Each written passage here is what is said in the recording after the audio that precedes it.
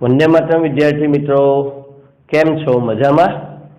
Okay, तो आना आगळना विडियोमां आपणे मिसेल रचनानी क्रियाविधि अने स्वच्छीकरण प्रक्रिया विषे डिटेलमां जोयुं हतुं। हवे आजनो आपणो टॉपिक छे कलीलनी बनावटनी रीतो। कलील कई कई रीते बनाववामां आवे छे ते आपणे समजीशुं मित्रों।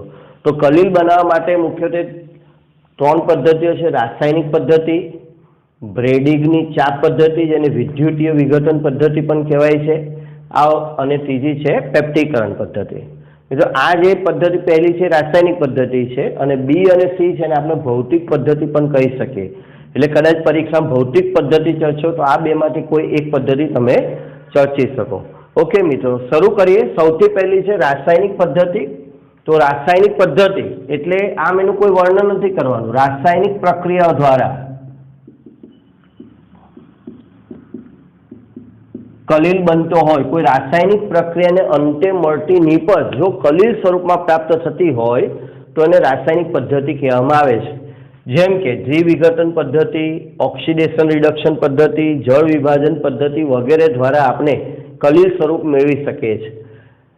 જેમ કે અહીંયા મિત્રો સમીકરણ આપેલ છે। સૌ પ્રથમ છે AS2S3 નું સોલ એટલે કલીલ સ્થિતિ કેવી રીતે પ્રાપ્ત કરી શકાય?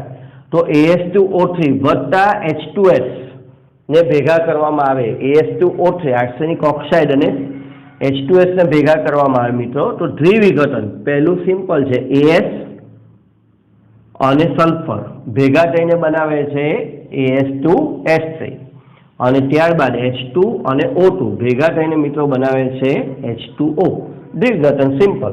પણ મિત્રો આ જે સમીકરણ છે બહુ સહેલા છે, પણ ધ્યાન એ રાખવાનું છે કે આ જે AS2S3 નિપજ છે એની નીચે ફરજિયાત એક્ઝામમાં સોલ્વ લખવાનું છે। જો તમે સોલ્વ નહીં લખશો તો તમને માર્ક્સ મળશે નહીં, આ ધ્યાન રાખજો। કારણ કે અહીંયા જે AS2S3 કલીલ બને છે એ જ આ પદ્ધતિની ખાસિયત છે। ઓકે, ત્યાર પછી છે ઓક્સિડેશન રિડક્શન પદ્ધતિની વાત કરીએ તો સલ્ફરનું કલીલ આપણે ઓક્સિડેશન પદ્ધતિ દ્વારા પણ પ્રાપ્ત કરી શકીએ છીએ।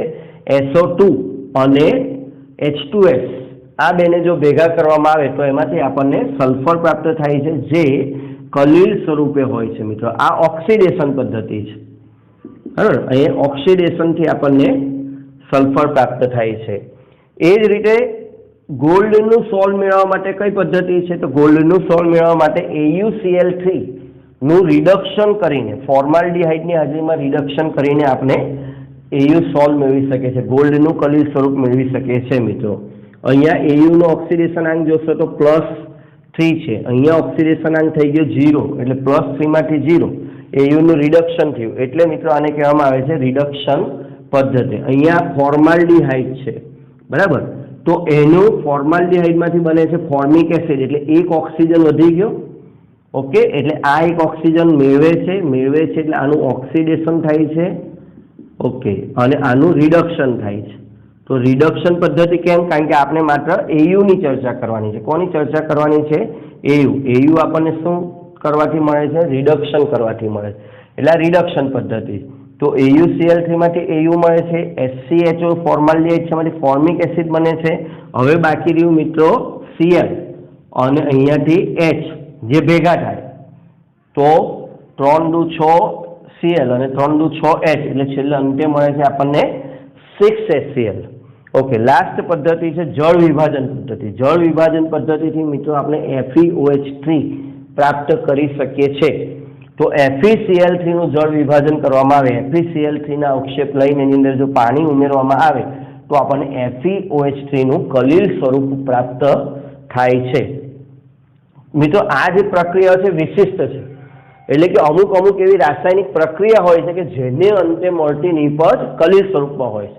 એટલે આપણે કોઈ આપણી જાતે એવી રાસાયણિક પદ્ધતિ નથી બનાવી શક્યા કે જેને અંતે દરેક વખતે કલીલ જ મળે, પણ અમુક એવી રાસાયણિક પ્રક્રિયા હોય છે કે જેને અંતે મળતી જે નિપજ છે એ કલીલ સ્વરૂપમાં મળે છે। ફરીથી મિત્રો એક વખત આ બધી જે નિપજ મળે છે અહીંયા AS2S3 સલ્ફર AU FeOH3 એની સાથે સોલ લખવું ફરજિયાત છે, આ ખાસ ધ્યાન રાખજો।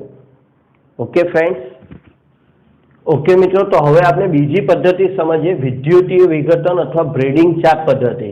તો સૌપ્રથમ મિત્રો આ જે પદ્ધતિ છે વેરી મોસ્ટ ઇમ્પોર્ટન્ટ થિયરીમાં આનો સમાવેશ થાય છે। આ ચેપ્ટરમાંથી આ થિયરી વારંવાર પૂછાય છે, તો ખાસ ધ્યાન રાખવું। હવે આ જે પદ્ધતિ છે એની અંદર પરિક્ષેપણ અને સંઘનન બંને સમાવિષ્ટ છે। તો પરિક્ષેપણ એટલે શું? પરિક્ષેપણ એટલે નાના નાના ટુકડાઓમાં વિભાજન। આપણે જે કલીલ બનાવવાને કહીએ, બરાબર, મોટા ટુકડાને દળી નાખીએ અને એકદમ નાના બારીક ઝીણા ટુકડા કરી નાખીએ તો એ ઘટના પરિક્ષેપણ કહેવાય। એટલે પરિક્ષેપણ એટલે કોઈ મોટા ટુકડામાં રહેલા કણોનું નાના ટુકડામાં વિભાજન કરવું અને સંઘનન કરવું। સંઘનન કરવું એટલે નાના ટુકડાઓને ભેગા કરી અને ફરી પાછા મિત્રો એક મોટા કદનો ટુકડો મેળવવો, પણ એ કદ કેટલું રાખવું એ મહત્વનું છે। તો આમાં પરિક્ષેપણ પણ કરવાનું છે અને સંઘનન પણ કરવાનું। એટલે કોઈ મોટા ઘટકને નાનામાં વિભાજિત કરવાનો છે અને પછી એ નાના કણોને પાછા ભેગા કરવાના છે। ઓકે, સમજીશું આપણે આગળ કે આનો શું અર્થ થાય।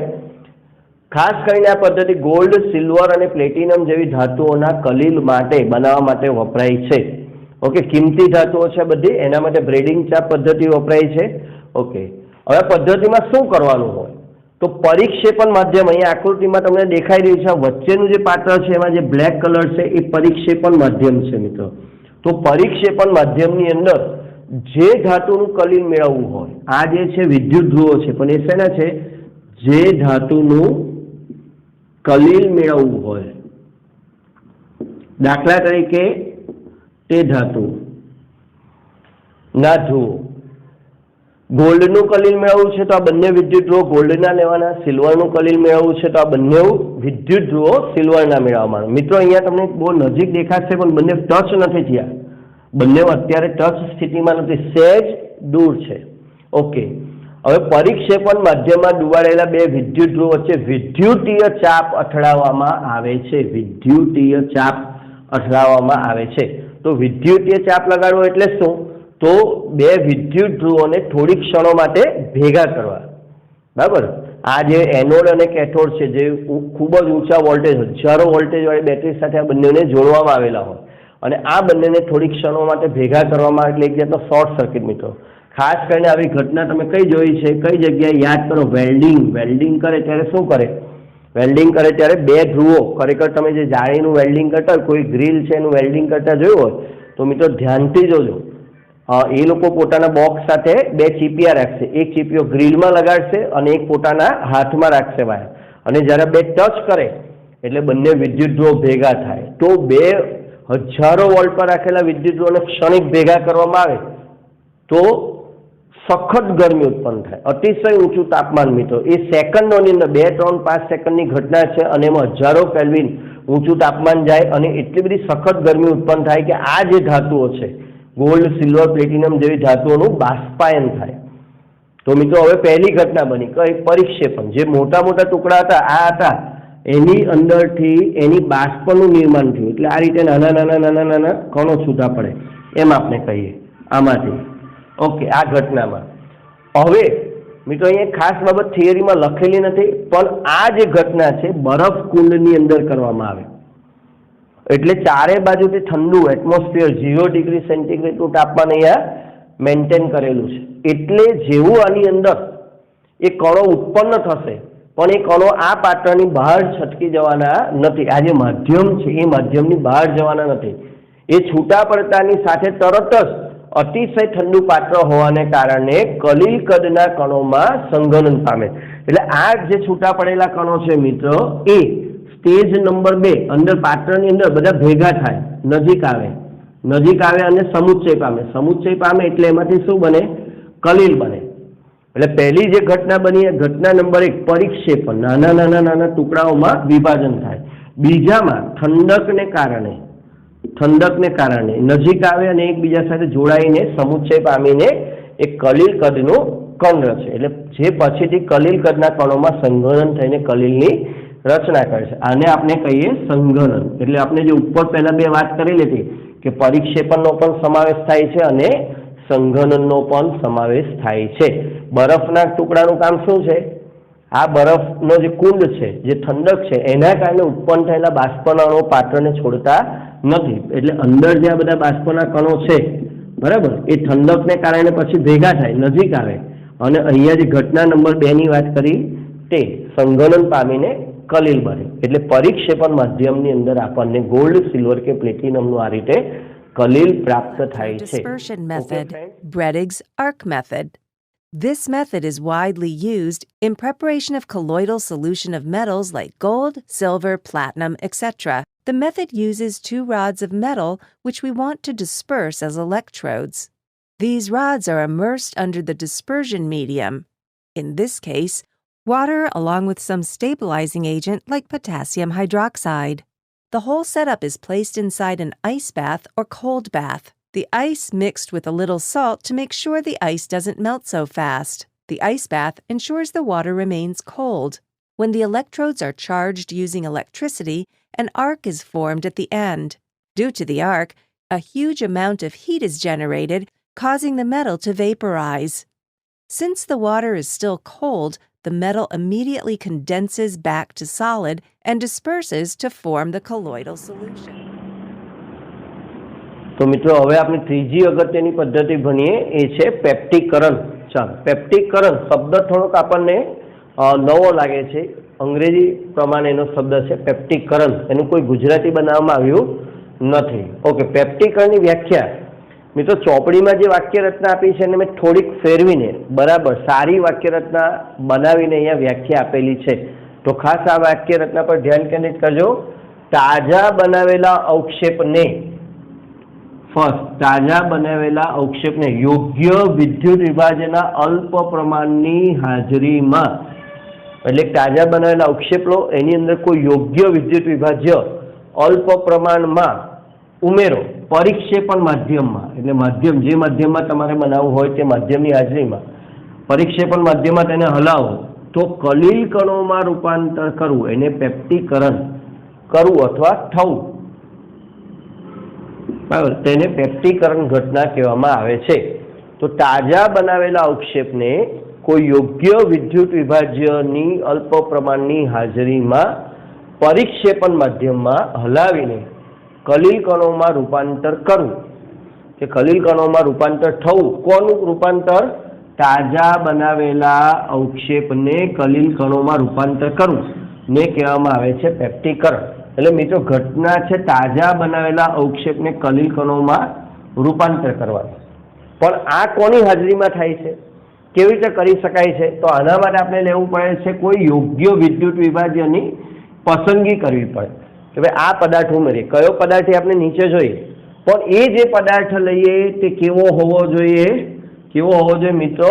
અલ્પ પ્રમાણમાં. ખાસ ધ્યાન રાખજો, અતિ અલ્પ પ્રમાણમાં થોડા ટીપા 1 કે 2 ટીપા ઉમેરવાના હોય, બરાબર. શેમાં? પરિક્ષેપણ માધ્યમમાં અવક્ષેપને લઈને એમાં 1-2 ટીપા યોગ્ય વિદ્યુત વિભાજ્યના ઉમેરો અને પછી એને હલાવો. હલાવવાથી એનું કલીલ કણોમાં રૂપાંતર થઈ જાય તો આ ઘટનાને કહેવાય પેપ્ટિકરણ. મિત્રો આ ઘટના તાજા બનાવેલા અવક્ષેપ માટે જ કામની છે. જો આ અવક્ષેપ થોડીક વાર લાગી જાય તો પછી આ ઘટના બનતી નથી. એટલે ચોપડીમાં એનસીઈઆરટીની બુકમાં પહેલા અવક્ષેપ માટે લખ્યું છે, પછી નીચે શરત લખી છે કે આ જે ઘટના છે તાજા બનાવેલા અવક્ષેપ માટે જ આ પદ્ધતિ વાપરી શકાય. તો આપણે એને મિક્સ કરી દીધું જેથી આપણે એને ભૂલીએ નહીં. ઓકે, અહીં જે લીધેલા અહીં જે વિદ્યુત વિભાજ્ય લેવામાં આવે છે, યોગ્ય વિદ્યુત વિભાજ્ય જે અલ્પ પ્રમાણમાં લેવામાં આવે છે એને આપણે કહીશું પેપ્ટિકરણ કારક અથવા પેપ્ટિકરણ કર્તા અથવા પેપ્ટાઇઝેશન એજન્ટ તરીકે એને ઓળખવામાં આવે છે. હવે મિત્રો એવું શું બને છે આ પ્રક્રિયા દરમિયાન કે જેથી કલીલ કદના કણો મળે છે? તો પેપ્ટિકરણ દરમિયાન અવક્ષેપ વિદ્યુત વિભાજ્યના કોઈ આયનને પોતાની સપાટી પર અધિશોષિત કરે છે. મિત્રો ખાસ કરીને નવી બુકમાં એક બાબત નથી લખી, જૂની બુકમાં હતી અને સરસ હતી. સમાન આયન ઉદાહરણ લઈએ, ઉદાહરણથી વધારે સમજાશે. દાખલા તરીકે FeOH3ના તાજા બનાવેલા અવક્ષેપમાં પેપ્ટિકરણ કરતા તરીકે FeCl3 ઉમેરવામાં આવે. મિત્રો આ હું જરાક મોટો FeOH3નો અવક્ષેપ બતાવું છું. આ FeOH3નો તાજો બનેલો અવક્ષેપ છે, એની અંદર FeCl3 ઉમેરવામાં આવે તો FeOH3 પર Fe+3 સમાન આયન, આની અંદર Fe+3 ઉમેરેલો FeCl3 છે એમાં Fe+3, તો આ જે FeOH3 છે પોતાની સપાટી પર Fe+3 આયનોનું અધિશોષણ કરે છે આ રીતે. હવે આ રીતે અધિશોષણ, આ અવક્ષેપ છે, બહુ મોટો છે, આ આયનો છે, એટલે ઘણા બધા આયનોનું પોતાની સપાટી પર અધિશોષણ કરે. આ અધિશોષણ થવાને કારણે અવક્ષેપ પર ધન કે ઋણ બેમાંથી કોઈક વીજભાર ઉદ્ભવે. અહીંયા મિત્રો જો બધી બાજુ +3+3+3 છે, એટલે કે આ જે અવક્ષેપ છે એ ધન વીજભારિત થઈ ગયો. અને ધન વીજભારિત થવાને કારણે ફિઝિક્સના નિયમ પ્રમાણે બહુ વધારે પ્રમાણમાં ધન વીજભાર ઉત્પન્ન થઈ જવાને કારણે એ પોતાની સ્થિરતા ગુમાવી બેસે છે. બરાબર, સ્થિરતા ગુમાવી દે અને એના કારણે તૂટી જાય. સ્થિરતા જવા માટે હવે એને નાના નાના ટુકડામાં વિભાજિત થવું પડે, તો તે તૂટીને કલીલ કદ જેટલા નાના કણોમાં ફેરવાઈ જાય છે. અંતે આ જે મોટો અવક્ષેપ છે મિત્રો એ બ્રેક થઈ જાય, અનેક નાના નાના નાના નાના ટુકડામાં એની જાતે જ કુદરતી રીતે એ બ્રેક થઈ જાય. અને ત્યાર સુધી બ્રેક થતો રહે જ્યાર સુધી એનું કદ શેમાં ન ફેરવાઈ જાય, કલીલ કદ જેટલા નાના નાના કણોમાં ફેરવાઈ જાય. અંતે પછી એ સ્થિરતા પ્રાપ્ત કરે ત્યારે આ ઘટના બંધ થાય. પણ ત્યાર સુધી એનું કદ કેટલું થઈ ગયું હોય, 1 નેનોમીટરથી 1000 નેનોમીટર જેટલું કણોમાં ફેરવાય છે. મિત્રો અત્યારે આ ઉદાહરણ પણ નવી એનસીઈઆરટી બુકમાં આપેલું નથી, પણ જૂની બુકમાંથી મેં લીધું છે, એટલા માટે ખાસ કે આ ઉદાહરણ લેવાથી તમને આ સમજાશે. તો પરીક્ષામાં નવી બુક પ્રમાણે તમે ઉદાહરણ નહીં લખો તો વાંધો નહીં, પણ આ થિયરીને સમજવા માટે ઉદાહરણ બહુ મહત્વનું છે. Okay friend, by peptization. Peptization is the process of converting a precipitate into colloidal form by shaking it with dispersion medium in the presence of small amount of electrolyte. The electrolyte used for this purpose is called peptizing agent. During peptization, the precipitate adsorbs one of the ions of the electrolyte on its surface. The adsorbed ion is generally common with those of the precipitate. This causes the development of positive or negative charge on precipitates, which ultimately break up into smaller particles having the dimensions of colloid. તો મિત્રો હવે આપણે કલીલની બનાવટ કેવી રીતે થાય છે તે સમજી લીધી. હવે કલીલમય દ્રાવણનું શુદ્ધિકરણ કેવી રીતે થાય તે સમજીએ. તો સૌપ્રથમ કલીલ દ્રાવણનું શુદ્ધિકરણ શા માટે કરવું પડે? શા માટે કરવું પડે? તો જ્યારે કલીલમય દ્રાવણ બનાવવામાં આવે છે, જ્યારે કલીલ દ્રાવણ બનાવતા હોય ત્યારે સામાન્ય રીતે વિદ્યુત વિભાજ્યનું વધુ પ્રમાણ આપણે એમાં નાખતા હોય છે. બનાવતી વખતે વધારે પ્રમાણ ઉમેરતા હોય છે, બરાબર, જે આગળ જઈને આપણા માટે નુકસાનકારક છે. જેમ કે કલીલની સ્થાયીતા માટે વિદ્યુત વિભાજ્યનું અલ્પતમ પ્રમાણ જરૂરી છે, પણ જો એ જરૂર કરતાં વધારે પ્રમાણમાં હોય તો સ્કંદન કરી નાખે. સ્કંદન કરે એટલે કલીલ પ્રણાલીનો નાશ કરી નાખે. એટલે મિત્રો પહેલાં તો આ જે વધારે પ્રમાણ છે તેની સાંદ્રતા ઘટાડીને યોગ્ય પ્રમાણમાં કરવી જરૂરી છે. આ વસ્તુ એક, એટલે કે વિદ્યુત વિભાજ્યનું પ્રમાણ યોગ્ય કરવા માટે શુદ્ધિકરણ કરવું પડે. કારણ નંબર 1. કારણ નંબર 2, કેટલીક દ્રાવ્ય અશુદ્ધિ ધરાવે છે. આ ઉપરાંત તેની અંદર કેટલીક અશુદ્ધિ હોય તો એ અશુદ્ધિને દૂર કરવા માટે પણ શુદ્ધિકરણ કરવું જરૂરી છે. તો શુદ્ધિકરણની વ્યાખ્યા શું છે? જે પ્રક્રમમાં અશુદ્ધિઓને નિમ્નતમ જથ્થામાં ઘટાડાય છે, એટલે ઘટાડો કરવાનો છે. આપણે અહીંયા ખાસ ધ્યાન આવ્યું, અશુદ્ધિને સંપૂર્ણ દૂર કરવાની નથી, બરાબર. એનો જથ્થાને કેવો કરવાનો છે? નિમ્નતમ, યોગ્ય માત્રામાં કરવાનો છે મિત્રો. એટલે ઘણીવાર આપણને શું થાય, શુદ્ધિકરણ એટલે અશુદ્ધિઓને દૂર કરવી, પણ અહીંયા જે વિદ્યુત વિભાજ્યની અશુદ્ધિ છે, સાંભળી લેજો, જે વિદ્યુત વિભાજ્યની અશુદ્ધિ છે એ અલ્પ પ્રમાણમાં જરૂરી છે, બરાબર. એટલે એને સાવ 0 કરવાનું નથી. આપણે એનું અલ્પ પ્રમાણ, જે યોગ્ય પ્રમાણ છે તેટલા માત્રામાં એને શું કરવાનું છે? નિમ્નતમ જથ્થામાં ઘટાડાય છે. એટલે એવું નથી લાગ્યું કે દૂર કરાય છે. એટલે શુદ્ધિકરણ, કલીલનું શુદ્ધિકરણ એટલે જે પ્રક્રમમાં અશુદ્ધિઓને નિમ્નતમ જથ્થામાં ઘટાડાય છે તેને શુદ્ધિકરણ કહે છે, તો કલીલનું શુદ્ધિકરણ કહે છે. કલીલનું શુદ્ધિકરણ કરવા માટે કઈ કઈ પદ્ધતિઓ મિત્રો વપરાય છે? તો એક છે ડાયાલિસિસ પદ્ધતિ, અથવા એનું ગુજરાતી છે પાર્સલેશન પદ્ધતિ. બહુ ડાયાલિસિસ શબ્દ મિત્રો આપણે સાંભળ્યો છે, બરાબર. જ્યારે કિડની ફેલ થઈ જાય ત્યારે ડાયાલિસિસ પર રાખવામાં આવે, લોહીનું શુદ્ધિકરણ કરવામાં આવે, કારણ કે લોહી એક કલીલ છે, રુધિર એક કલીલ છે. ઓકે, ત્યાર પછી છે વિદ્યુતીય ડાયાલિસિસ, અને ત્રીજી પદ્ધતિ છે અલ્ટ્રા ફિલ્ટ્રેશન, જેનું ગુજરાતી છે સૂક્ષ્મ ગાળણ પદ્ધતિ. ચાલો મિત્રો, આમાંની પહેલી પદ્ધતિ આપણે ભણીએ પાર્સલેશન અથવા ડાયાલિસિસ. તો પાર્સલેશન અથવા ડાયાલિસિસ આખી પદ્ધતિ યોગ્ય પડદા પર આધારિત છે, બરાબર. આ પદ્ધતિની અંદર એક યોગ્ય પડદો, હવે યોગ્ય પડદો એટલે શું એ આપણે સમજીએ.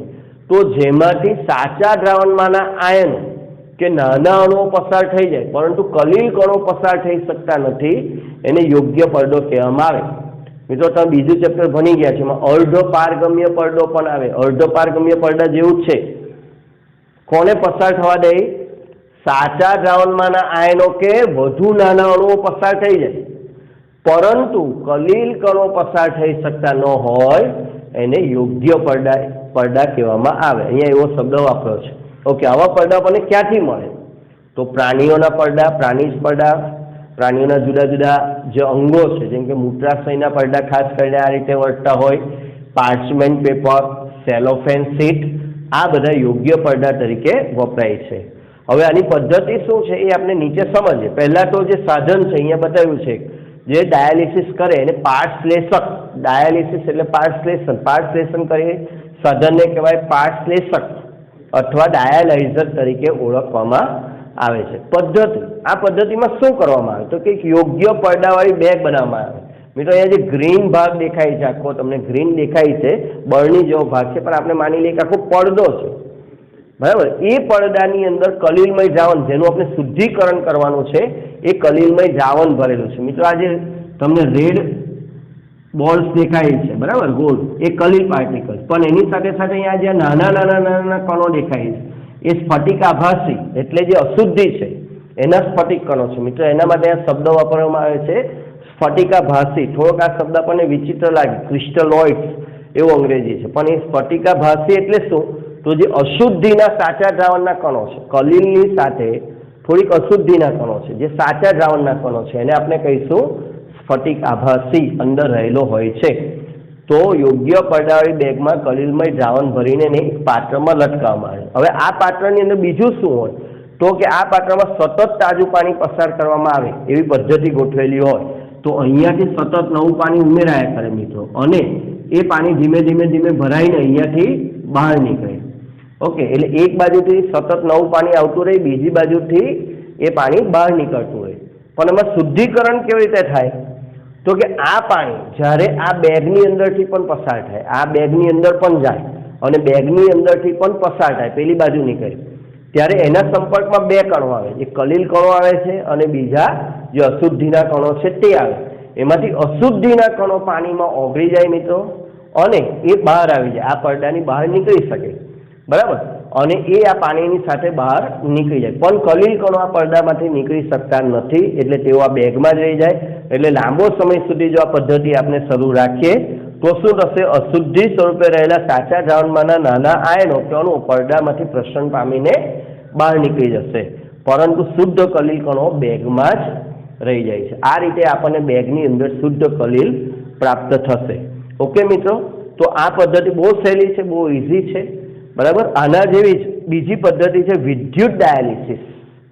મિત્રો અહીંયા મેં બહુ ઓછા શબ્દોમાં લખ્યું છે કારણ કે કન્સેપ્ટ આ જ છે, એમાં એક નાનો અમથો ફેરફાર કરવાનો છે. તો વિદ્યુતીય ડાયાલિસિસ એટલે ઇલેક્ટ્રોડ મૂકવામાં આવે ડાયાલિસિસની પ્રક્રિયા દરમિયાન. તો પહેલાં શા માટે વિદ્યુતની જરૂર પડી?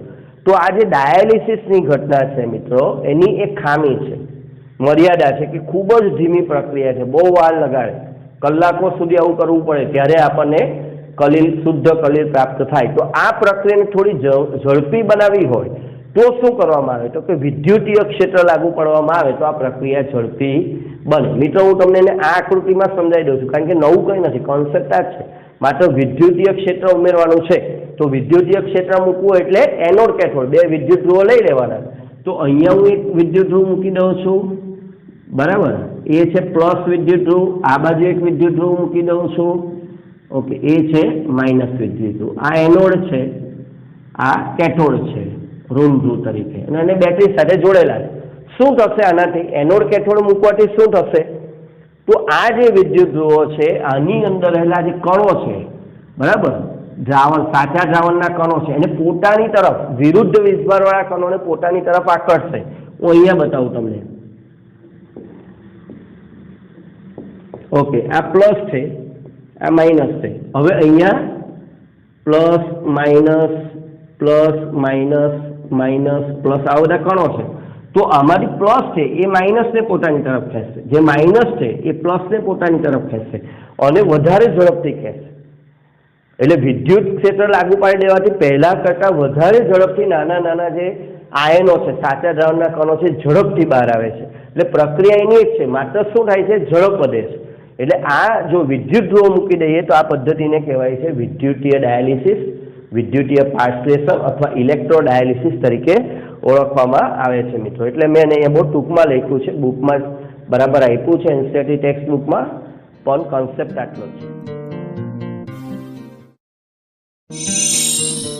Purification of colloidal solution.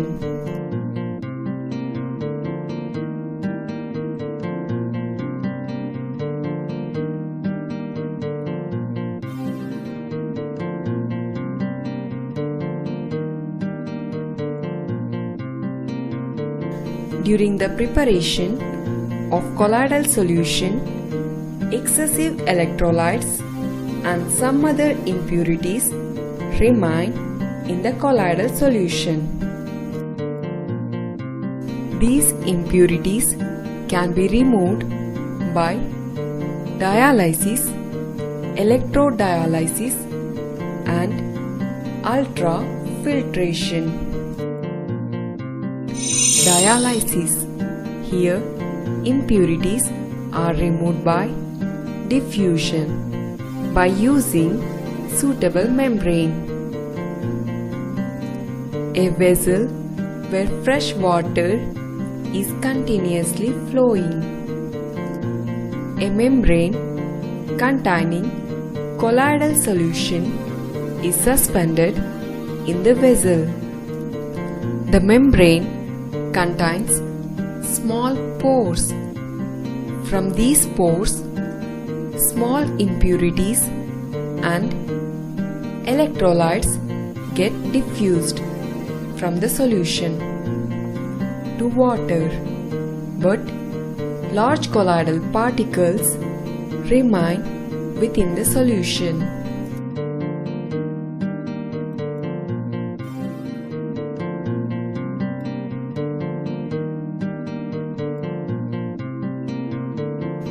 From these pores, small impurities and excess electrolytes get diffused to water and removed.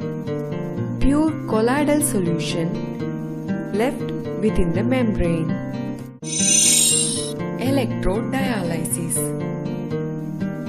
Dialysis is a slow process. To make this process faster, electric field is applied. This method is used when impurities are electrolytes. Electrolytes are positively or negatively charged.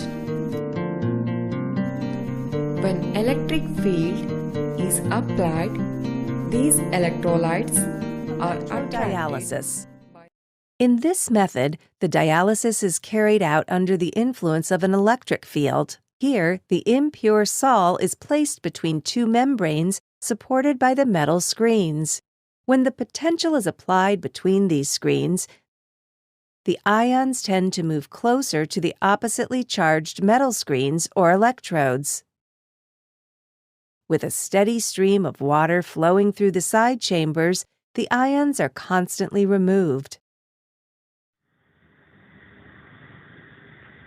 તો મિત્રો હવે આપણે બે રીત જોઈ, પાર્સલેશન, વિદ્યુતીય dialysis. હવે ત્રીજી રીત જોઈએ અલ્ટ્રા ફિલ્ટ્રેશન, એટલે કે ગાળણ પદ્ધતિ, સૂક્ષ્મ ગાળણ. અલ્ટ્રા ફિલ્ટ્રેશન છે, અલ્ટ્રા